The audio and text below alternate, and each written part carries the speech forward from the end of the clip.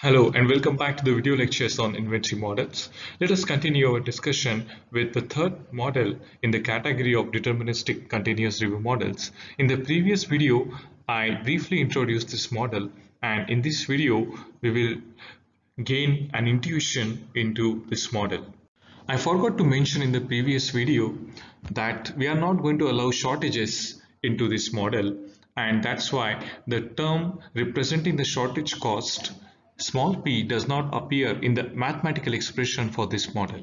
So this is the same mathematical expression that we saw in the previous video of the total cost per unit time, and this is TCU1 if we order uh, a quantity less than certain threshold small q, resulting into the unit cost C1.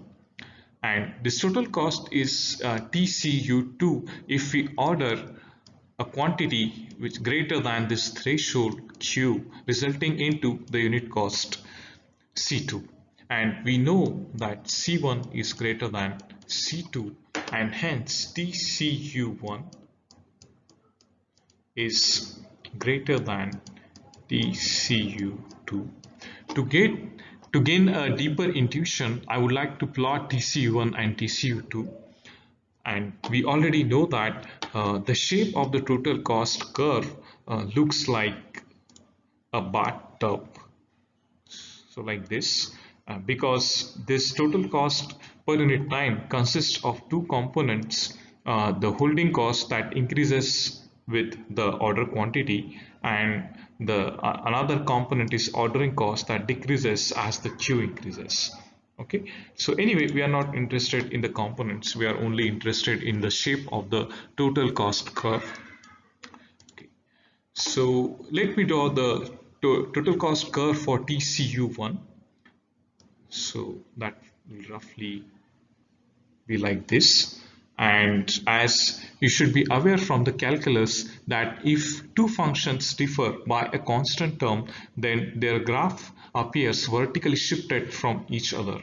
Okay, so as in this case, these two expressions or these two functions TCU1 and TCU2 differ only by this quantity DC1 and DC2. That's why the graph of TCU2 will appear slightly below TCU1 because TCU1 is greater than TCU2. Okay, so this is TCU2 and this is TCU1. Okay, however, their minimas will be same. The minimum value will occur at the same Q, which is Q star economic order quantity. Okay, so we are interested in these two curves, and we want to gain a deeper intuition using these graphs. Okay, so again the same mathematical expression from the previous slide, and it's the same graph from the previous slide. I have divided this graph into three different zones: zone 1, zone 2 and zone 3. And what are these zones? Zone 1 is zone 1 lies on the left hand side of this economic order quantity Q star on axis Q. Similarly, zone 2 lies between this line that refers to economic order quantity and then another vertical line that refers to this quantity Q. So I will talk about this Q shortly. So this is zone 2, and zone 3 finally lies on the right hand side of this vertical line. Okay, so we have divided this graph into three different zones, and these zones will help us to understand how to choose the order quantity that will ultimately lead to the minimum total cost per unit time. As I mentioned in the previous video, choosing the order quantity resulting into minimum total cost is slightly trickier in this model as compared to the previous two models. Okay, so one more thing I would like to mention here is that we are going to consider three different cases based upon whether whether this q, this threshold small q, lies in zone 1, zone 2, or zone 3. Okay, so on the next slide I'm going to discuss each case uh, uh, in depth, so as to gain, or so as to give you an intuition. Okay, so let's do that. Let's consider the three cases separately. Case 1 will be where this q lies in the zone 1. Case 2 will be q lies in zone 2, and case 3 will be q lies in zone 3. Okay, so let us consider them separately. Okay, so this is the same mathematical expression for our reference, and this is case 1 where we consider that the threshold small q lies in zone 1, and what we want to basically understand here is how to decide the order quantity. Okay, so this is small q, and what this means is that if we place an order with order quantity less than small q, then we pay, or we are charged C1 per unit, and then the total cost resulting is TCU1. And if we order greater than q, then we are charged C2 and per unit, and then the total cost resulting is TCU2. Okay, so that is the meaning here. Okay, that is the first remark. Then let us assume that I will use two different colors. So let's assume that we decide to order less than the threshold Q, and we are charged a unit price C1. Then the total cost per unit time for this will be TCU1, depending upon the order quantity. Okay, then let's take a case when we order greater than this small q, greater than the threshold, and by greater than I mean everything on the right side of this q. Okay, does not necessarily mean that we are inside the zone 1. We can order any amount, any quantity greater than small q. So let's say that we order this much, then as we are ordering greater than the threshold q, the unit cost is C2, and hence the total cost per unit time is TCU2, and that's the price we pay, that's the total cost we pay. And let's take another case, maybe somewhere here we are in zone 1, but we order this much quantity, and as this is greater than q, we are again charged TCU2.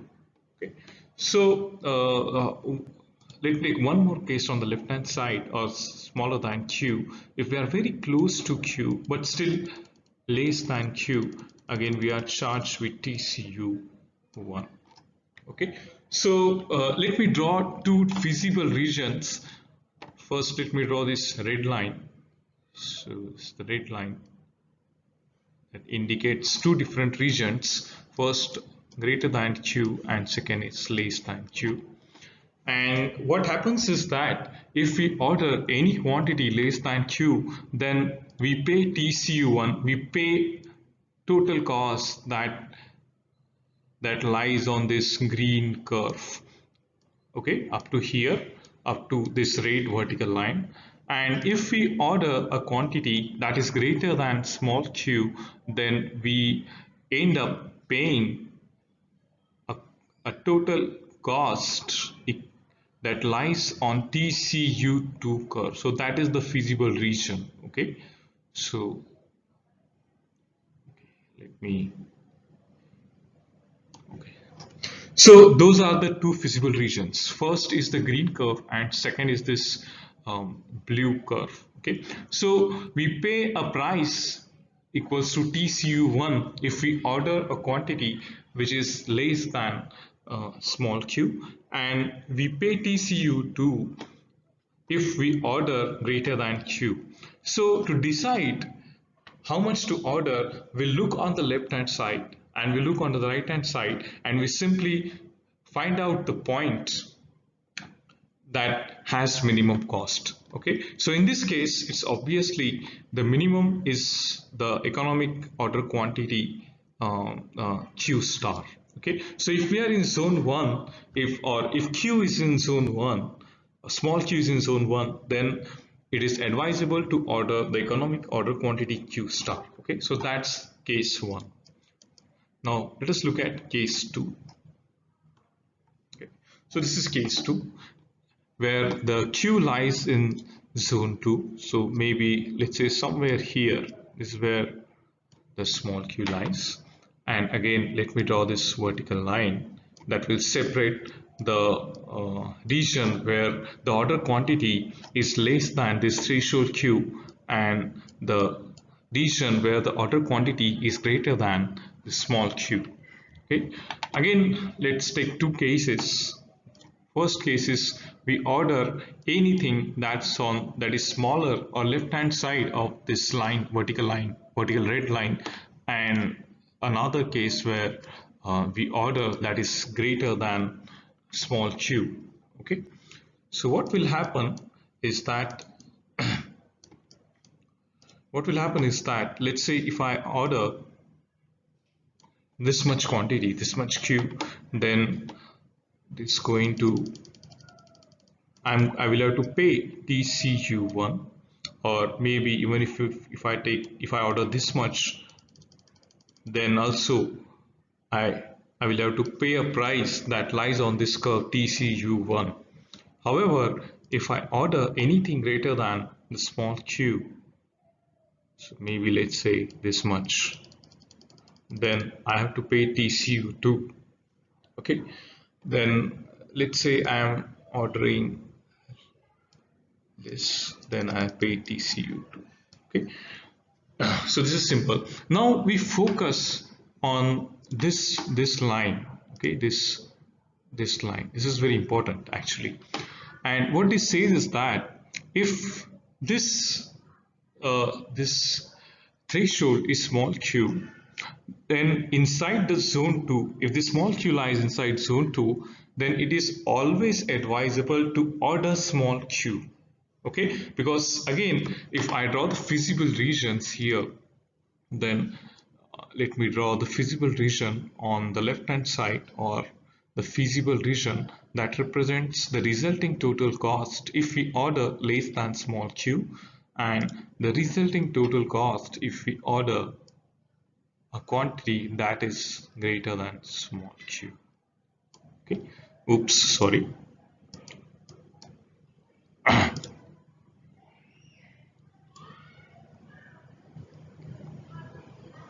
Okay, so just like in the previous case, case 1, we look at the left hand side feasible region and the right hand side feasible region, and we look for the order quantity that results into the minimum total cost. And in this case, case 2, this is nothing but the order, this threshold itself, this q itself is the quantity that gives us the minimum total cost. Okay, so you can just pause the video and then you can think over this, just why is this the case. But it is quite obvious that if you look at the feasible regions which are represented by this green curve on the left hand side and this blue curve on the right hand side, this is the only point that will result into the minimum total cost per unit time. Okay, then case 3, where the q lies in zone 3. So now let's say that this threshold lies in zone 3, and let me again draw the vertical line that will separate two regions. Again, a region where we order a quantity less than this threshold small q, and we order a quantity that is greater than this threshold small q, and again we draw the feasible regions. So okay, so before that let's take a case.